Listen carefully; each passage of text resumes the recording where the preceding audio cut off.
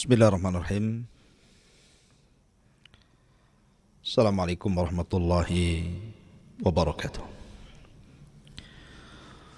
Bihamdillahi wassalatu wassalamu ala rasulillah wa ala alihi wa sahbihi wa mawalah wa la hawla wa la quwata illa billahi wa ba'du.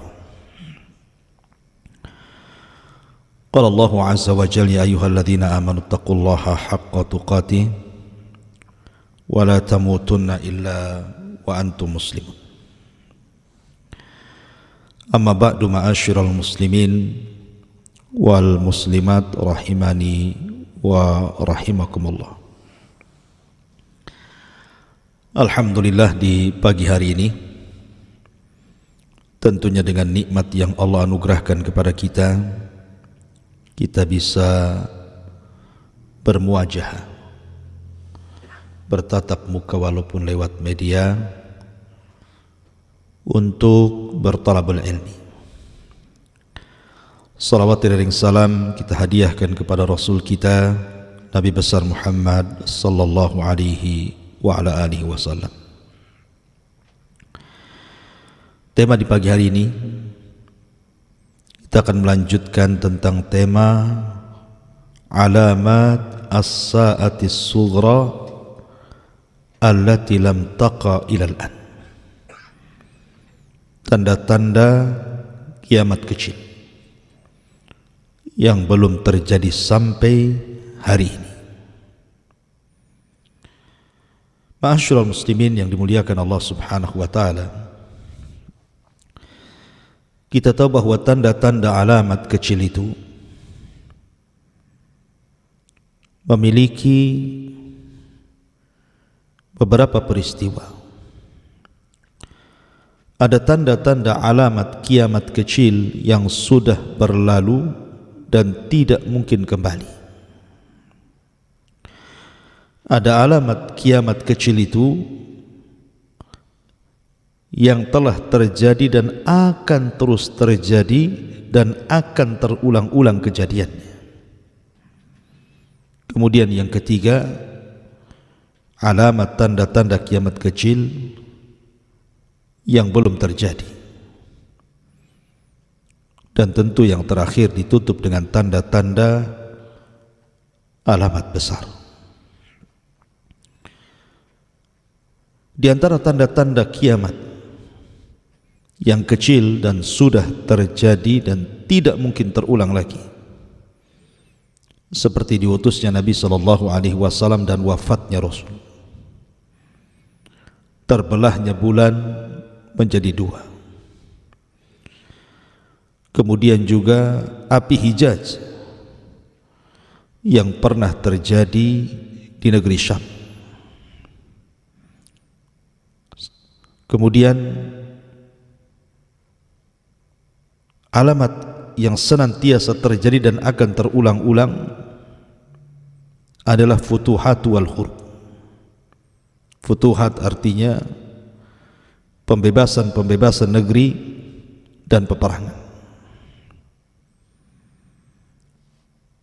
Kemudian juga menyandarkan ke perkara kepada yang bukan pakarnya. Kemudian kerusakan kaum muslimin.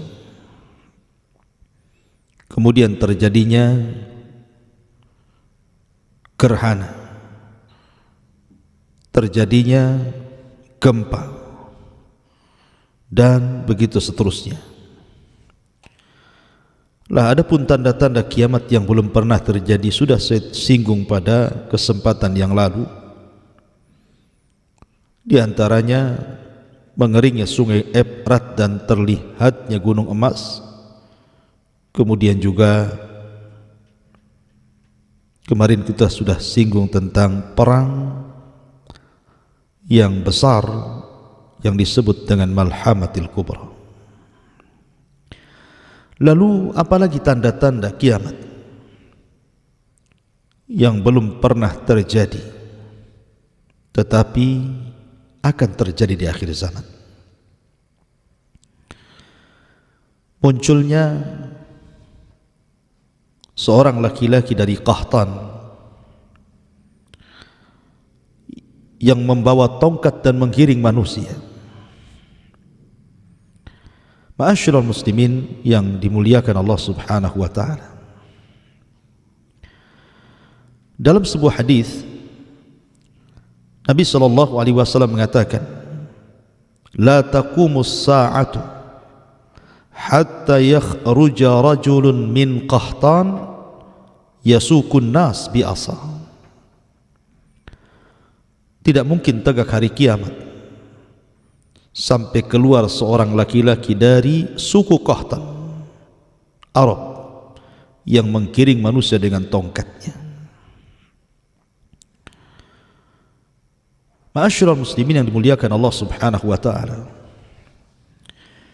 Kita tahu bahwa ada 5 manusia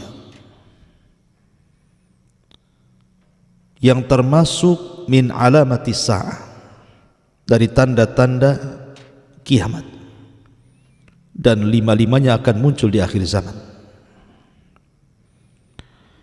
Yang pertama, Al-Mahdil Muntadhar, Muhammad ibn Abdullah atau Ahmad ibn Abdullah, yang akan mengusung khilafah ala minhajin nubuwah.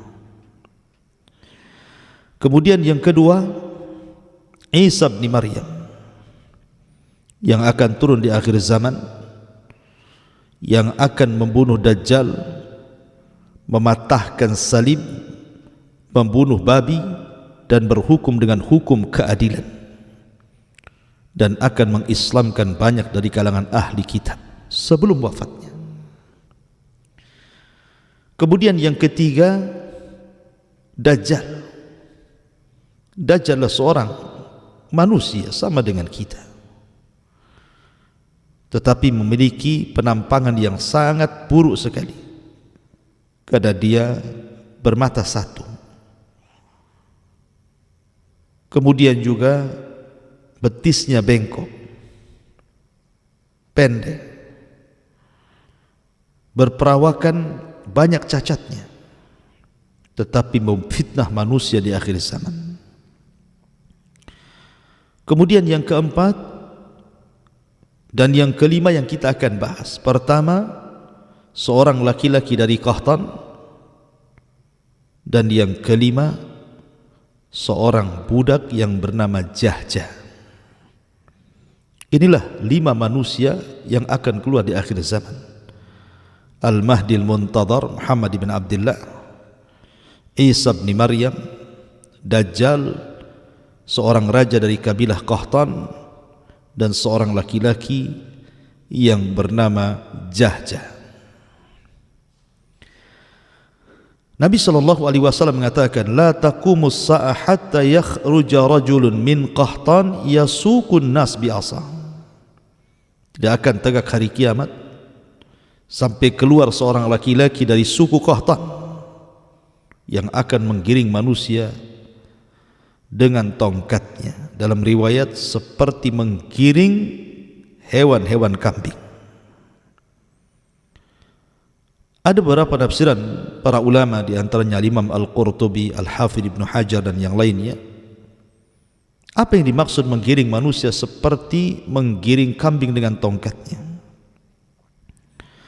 Ada yang mengatakan bahwa ini simbol kelembutan, simbol keadilan.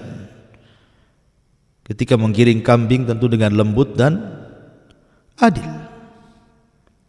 Tapi ada juga mentafsirkan sebaliknya. Maksudnya ketika dia menggiring kambing itu dengan cara mencambuknya, menunjukkan kezalimannya. Wallahu a'lam. Karena sebagian ulama mengatakan seperti itu. Kemudian Nabi SAW mengatakan, "La yadhhabul lail wan nahar hatta yamlika rajulun minal mawali yuqalu lahul Jahjah."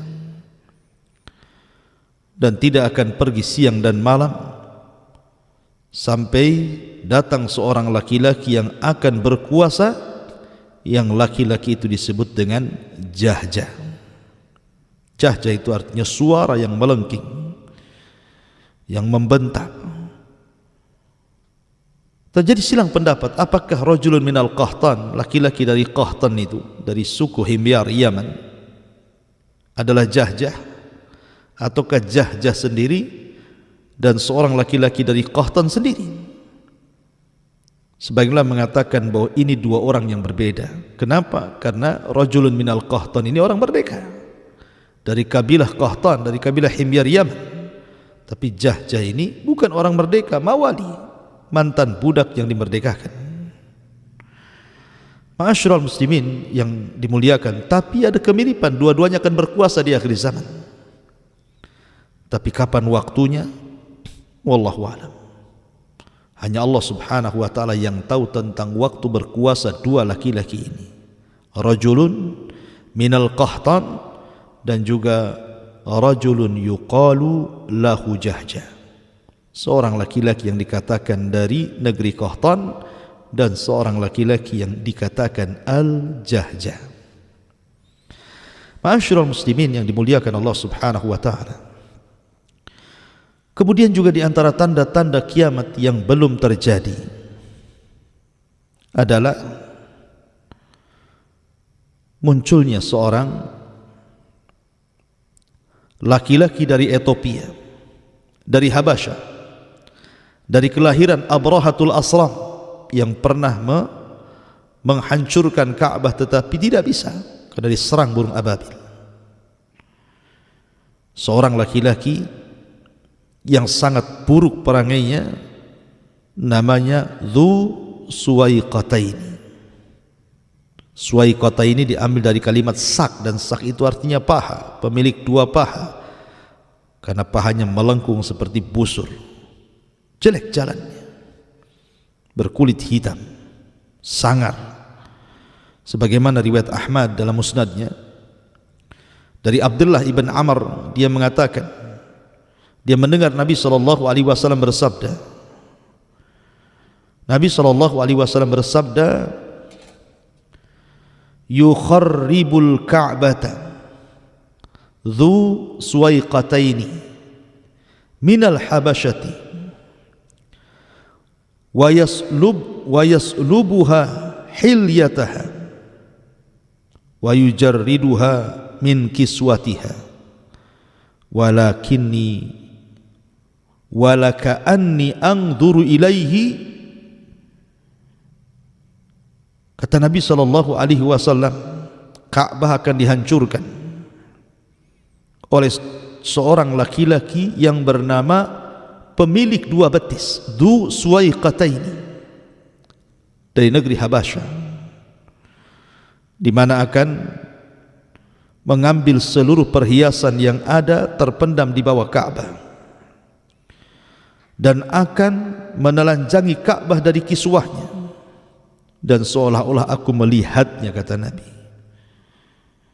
Dalam riwayat Musnad Ahmad juga dari Abi Qatadah, Nabi SAW bersabda, yubaya'u li rajulin ma baina ar-rukni wal maqam walan yastahilla al-baita illa ahluh fa idza istahalluhu fala tas'al an halakatil arab thumma ta'ti al-habasyatu fayukharribunahu kharaban la ya'muru ba'dahu abadan wa humul ladina yastakhrijuna kanzahu.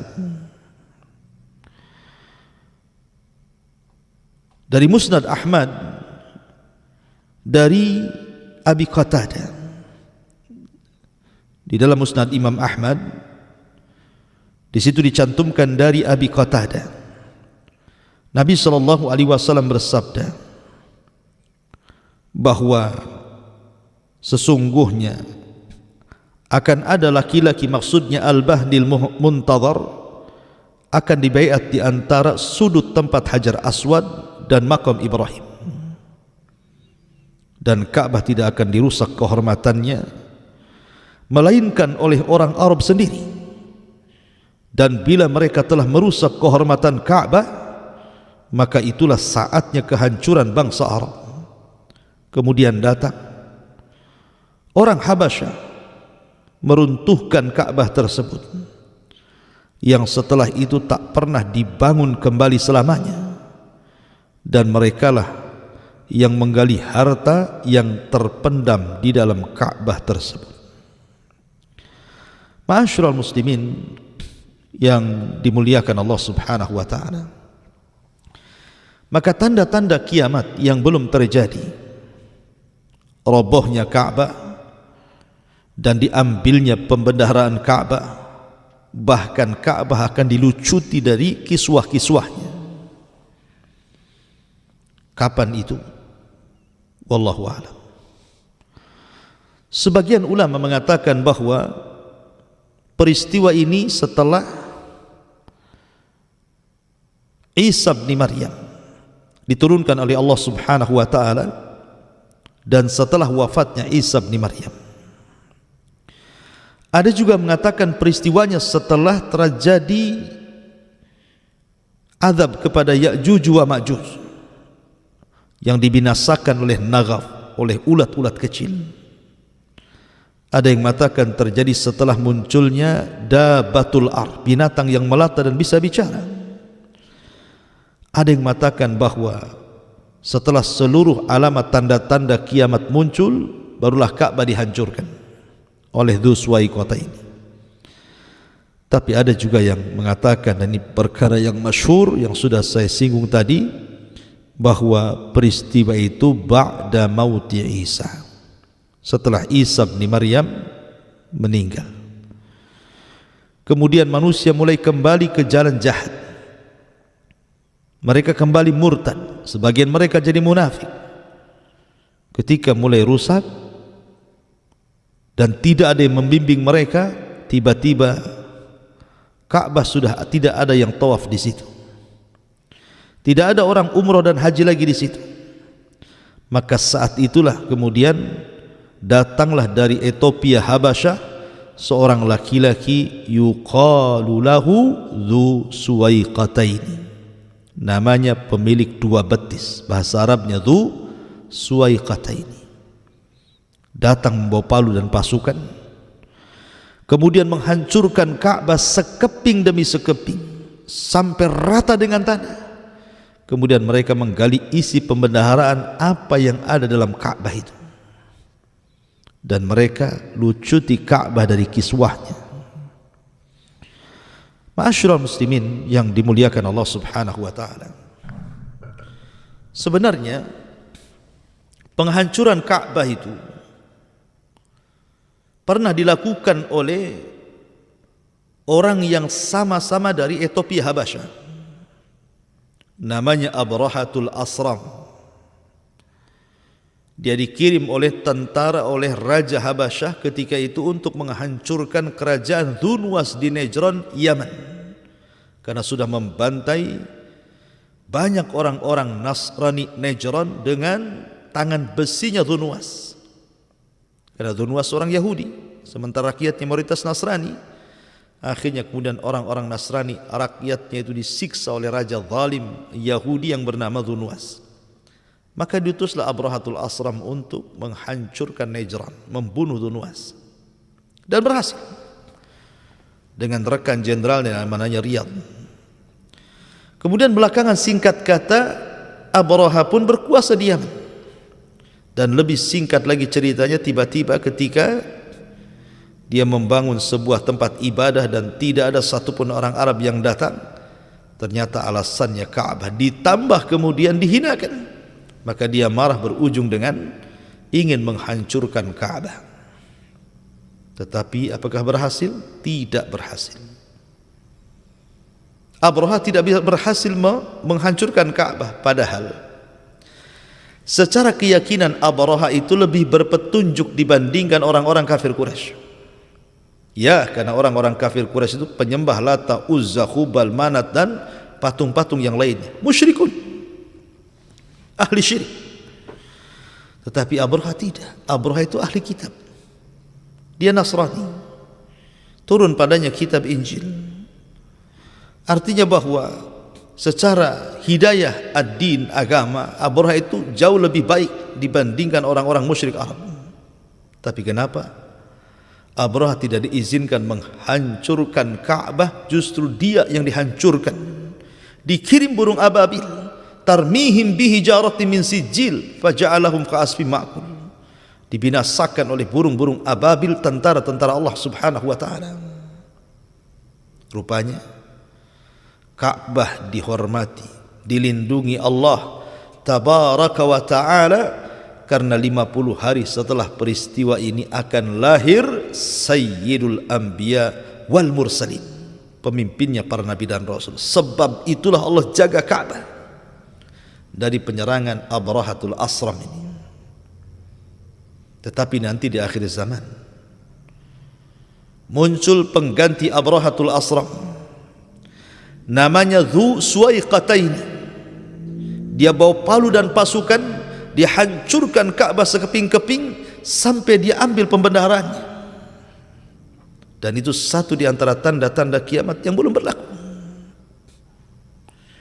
Ma'asyiral muslimin yang dimuliakan Allah Subhanahu wa taala, sebenarnya Ka'bah sendiri sudah bolak-balik dirobohkan dan dibangun. Sejak zaman Nabi Adam alaihi salam sampai kepada Ibrahim sudah tidak ada lagi bekas bangunannya, hanya pondasinya. Ibrahim menaikkan Ka'bah, Baitullah Al-Haram. Kemudian di masa Nabi SAW berusia 15 sampai 17 tahun terjadi banjir dan perang Fijar sehingga menghancurkan separuh Ka'bah. Akhirnya orang-orang Quraisy pun merobohkan semuanya dan membangun dengan cara bangunan yang baru dari harta yang halal, sehingga karena tidak cukup sehingga Ka'bah tidak dibangun semua, hanya bisa dibangun separuh, sehingga Hajar Ismail keluar dari Ka'bah. Kemudian di zaman Abdullah ibn Zubair berkuasa, dihancurkan Ka'bah itu, dibalikin bangunan Ibrahim oleh Abdullah ibn Zubair, tapi oleh Ibnul Malik ibn Marwan dirobohkan lagi, kemudian dibangun seperti ala jahiliyah. Maka di zaman Imam Malik rahimahullahu ta'ala, Imam Malik dimintai fatwa tentang soal pembangunan Ka'bah. Kenapa tidak persis seperti bangunan Ibrahim? Kenapa kita tidak melakukannya? Karena Imam Malik itu imam Darul Hijrah, imamnya kota Madinah, ya, dan dipercaya oleh orang-orang Madinah dan fatwanya diakui. Imam Malik hanya mengatakan jangan, sudahlah biarkan Ka'bah seperti itu, jangan dijadikan permainan para penguasa yang asik merobohkan membangun dan begitu seterusnya. Ma'asyiral muslimin yang dimuliakan Allah Azza wa Jalla, lalu kapan terjadi penghancuran Ka'bah dan tidak mungkin tegak lagi Ka'bah di permukaan bumi ini? Nabi SAW mengatakan dari Anas bin Malik radhiyallahu anhu, kata Rasul, la taqumu hatta la yuqal fil ardi Allah Allah Allah. Tidak akan tegak hari kiamat sehingga tidak akan dikatakan di bumi ini orang yang mengucapkan lafaz Allah Allah Allah. Rawahu Muslim. Ketika tidak ada lagi orang mengucapkan Allah, orang sudah tidak kenal salat, tidak kenal puasa, tidak kenal zakat, tidak kenal haji, tidak kenal umrah, dan manusia berada di atas kegelapan. Disinilah datang Dzu Suwaiqatain dari Habasyah Ethiopia, kemudian menghancurkan Ka'bah dengan tujuan mengambil pembendaharaan yang ada di dalam Ka'bah itu. Ma'asyiral muslimin yang dimuliakan Allah Subhanahu wa taala, inilah di antara tanda-tanda kiamat yang belum terjadi. Insyaallah kita lanjutkan dengan kesempatan kajian di pagi hari ini. Kita cukupkan sampai di sini. Kita buka tanya jawab. Barang siapa yang ingin bertanya silakan. Saya akan jawab semampu saya. Kalau tidak bisa, wallahu a'lam. Baik, silakan.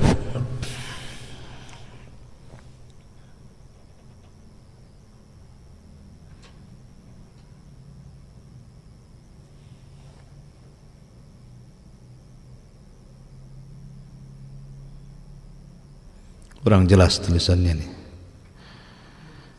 Bismillah, saya Zamhari dari Bekasi.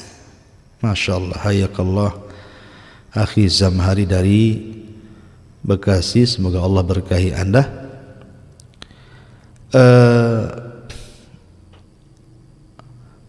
Apa itu? Jamaah di masjid dekat rumah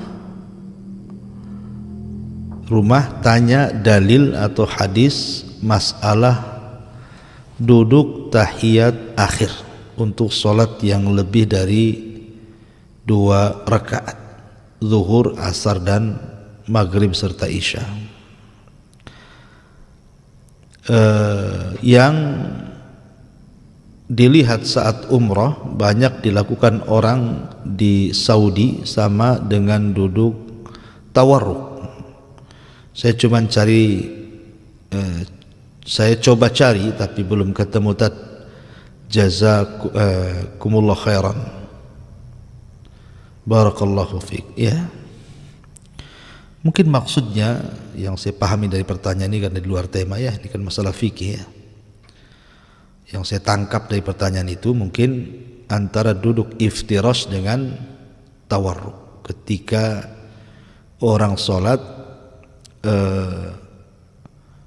rakaat dan diakhiri dengan tasyahud akhir seperti subuh atau sholat sunnah 2 rakaat. Apakah duduknya tawarruk ataukah duduknya iftirash?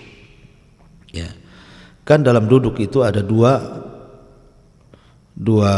jenis gitu. Ada yang melabuhkan pantat di tanah, ada yang kemudian meletakkan pantat di ujung tumit. Nah, itulah dalam istilah ada tawarruk dan iftirash.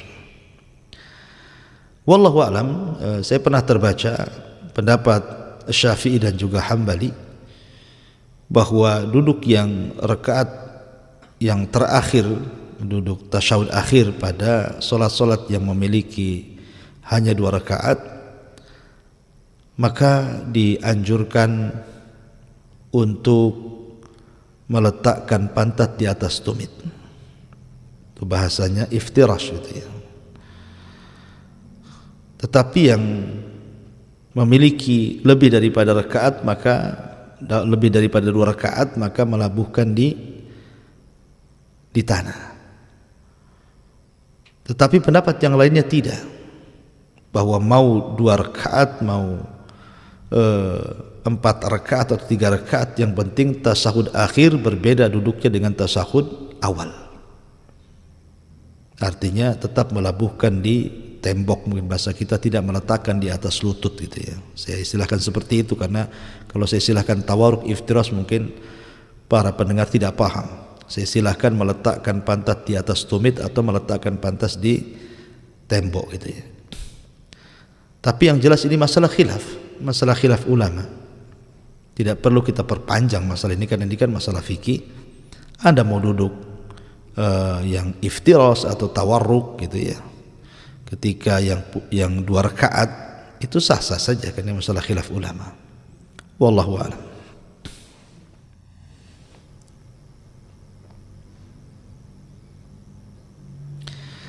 Bismillah Ustaz, ini dari akun YouTube Rahmat 94. Bismillah, afwan Ustaz, mau tanya bagaimana kedudukan orang penghafal Quran di hari kiamat? Apakah orang yang menghafal Quran di hari kiamat akan ingat ayat yang dia lupa? Ya, Masya Allah, barakallah. Jadi kondisi hari kiamat dengan kondisi dunia itu berbeda. Kondisi kiamat itu Allah berikan hafalan yang kuat. Dia hafal, bukan hanya hafal Quran saja, dikembalikan hafalannya, tapi semua perbuatan dia ingat, yang jahat yang baik diingat dia. Tetapi ingat bahwa orang yang menghafal Quran kemudian dia meninggalkan hafalannya terancam ya. Makanya para penghafal Quran itu kalau dia istiqamah dan menjaga hafalannya maka memiliki banyak keutamaan. Tapi orang yang menghafal Quran kemudian diteledorkan hafalannya maka terancam dalam Islam dan tercela pelakunya.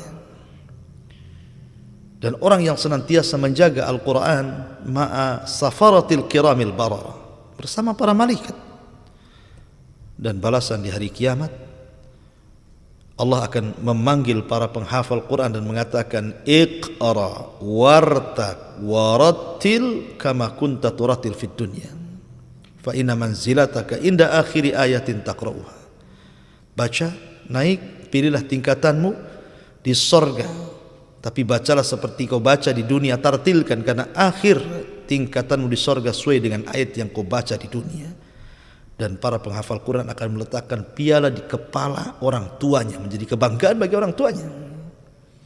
Artinya bahwa bacaan Quran itu banyak pahala, bahkan akan menjadi syafaat bagi para pelakunya di akhirat. Wallahu a'lam. Iya, dari akun YouTube Yanwar di Jakarta. Masya Allah, ahlan Yanwar di Jakarta, hayakallah. Bismillah, Afan Ustaz mau tanya, kalau seorang muslim mendapatkan musibah, bagaimana kita mengetahui itu hukuman terhadap kemaksiatannya atau ujian untuk meninggikan derajatnya? Dilihat, apakah orang yang terkena musibah itu orang taat, orang yang suka ibadah, ataukah yang terkena musibah itu ahli maksiat dan benci ibadah? Kalau ujian itu diberikan kepada ahli ibadah, orang yang taat kepada Allah Azza wa Jalla, maka ujian itu bentuk kecintaan Allah kepadanya. Innallaha idza habba qauman ibtalahum faman radiya falahu ridha wa man sakhita falahu sukhtu. Apabila Allah mencintai sebuah kaum, maka Allah akan mengujinya. Allah uji. Ya, artinya bahwa kalau itu terjadi kepada orang ahli ibadah, maka itu bentuk kecintaan Allah kepadanya. Ketika Allah menguji supaya Allah lebih paham lagi, supaya Allah lebih mengetahui apakah kita termasuk orang-orang yang jujur keimanannya atau orang-orang yang dusta keimanannya. Tapi kalau musibah itu terkena kepada ahli maksiat, itu bukan kecintaan Allah, tapi itu teguran dari Allah. Bisa saja ujian, bisa saja musibah berupa adab. Naudzubillah. Maka dilihat kepada siapa ujian itu diberikan Allah Subhanahu wa taala. Wallahu a'lam.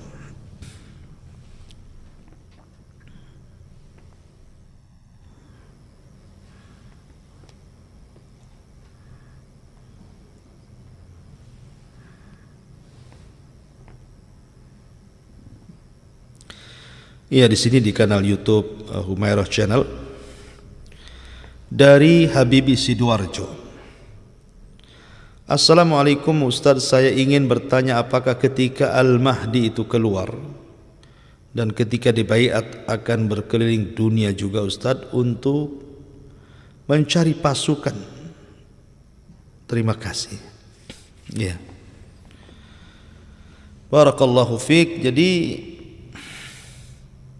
Imam Mahdi tidak akan keliling seperti kelilingnya Dajjal. Dia akan dibaiat di antara dua rukun, Hajar Aswad dan Maqam Ibrahim. Kemudian ketika datang pasukan dari Syam hendak menyerang Al-Mahdi, maka pasukan ditenggelamkan di Baida antara Mekah dan Madinah. Kemudian semua orang tahu dia Imam Mahdi. Akhirnya banyak orang berbaiat. Kemudian Imam Mahdi pun pergi dari kota Hijaz menuju Syam, Palestina, dan akan membentuk kekhilafahan di situ. Maka semua manusia akan berbondong-bondong datang. Jadi dia tidak keliling cari pasukan, tidak. Orang-orang yang akan datang kepada dia, dan semua akan tumpah di Baitul Maqdis. Sebagaimana hadis Ibn Hawalah, ya Ibn Hawalah, apabila khilafah sudah terjadi di negeri yang suci Baitul Maqdis, ketahuilah bahwa gempa akan berlaku, musibah akan banyak, perkara besar akan terjadi, dan hari kiamat jauh lebih dekat dibandingkan kepalamu. Nah, dari sini menunjukkan bahwa khilafah akan terjadi di Palestina, karena masalahnya Al-Mahdi sendiri tidak lama. Mahdi itu berkuasa sekitar 7 sampai 9 tahun, kemudian meninggal dunia. Kemudian dilanjutkan estafet kepemimpinan oleh Isa bin Maryam. Kemudian Isa pun meninggal dunia, maka kemudian akan banyak peristiwa-peristiwa yang semakin dekat kepada kiamat besar.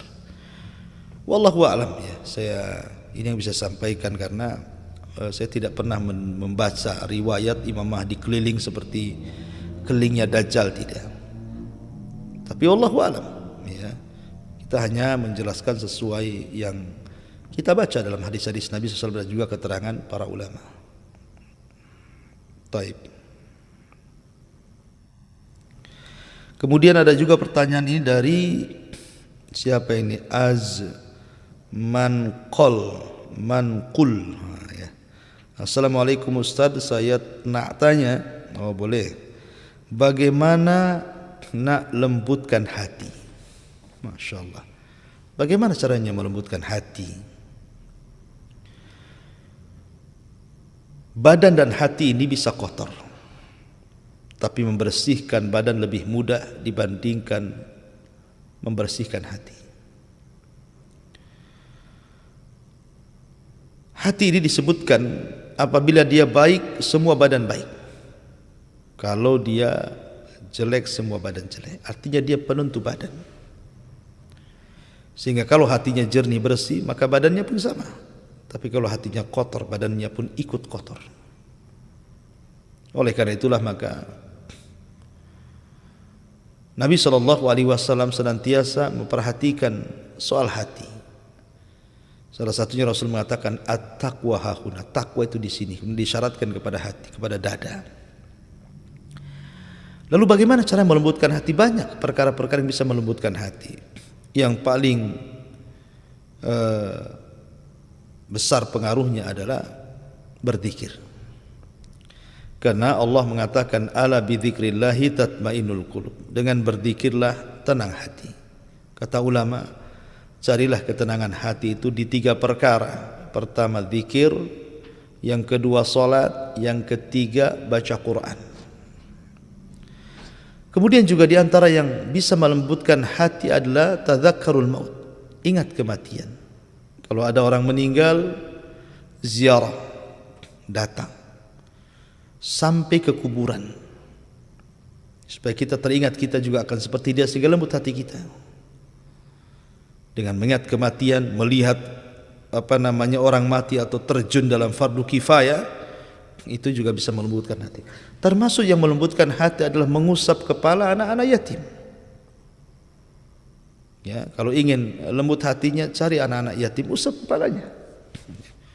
Kemudian juga al-hub lil fuqara wal masakin. Cinta dengan fakir miskin. Itu melembutkan hati. Dan begitu seterusnya, ya. Wallahu a'lam.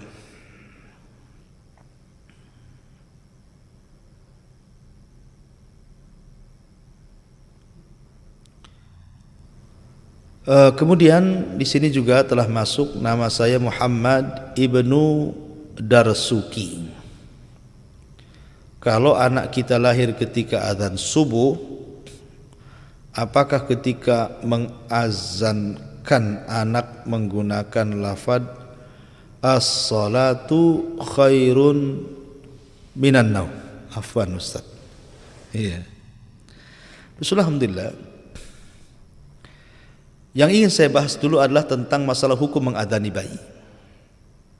Karena di beberapa redaksi hadis bahwa hukum mengazani bayi itu terangkum di dalamnya juga mengazani orang yang dikubur gitu ya. Itu satu redaksi itu. Memang terjadi silang pendapat di antara ulama tentang hadis azan bayi ini. Apakah dia sahih ataukah dia dhaif? Bagi yang mensahihkan tentu mengamalkan, bagi yang melemahkan tentu tidak mengamalkan. Ya. Kedua, okelah yang mengamalkan gitu ya. Apakah perlu kemudian mengazankan bayi itu harus menggunakan as-salatu khairum minan naum karena datang di waktu subuh gitu ya? Wallahu a'lam, saya tidak tahu. Ya, tetapi yang jelas ya azan normal lah gitu ya. Mungkin normal ya, seperti azan-azan biasa gitu ya. Sebab kata-kata salatu khairum minan naum itu kan bagi orang yang sudah mukallaf. Anak kecil yang belum balik, walaupun dia sudah balik, sudah besar umur 7 tahun atau 8 tahun atau 9 tahun sekalipun, tidak ada kewajiban sholat subuh. Karena sholat subuh itu wajib bagi yang sudah mukallaf. Yang bagilah perempuan 9 tahun sudah balik dan laki-laki 15 tahun baliknya gitu ya.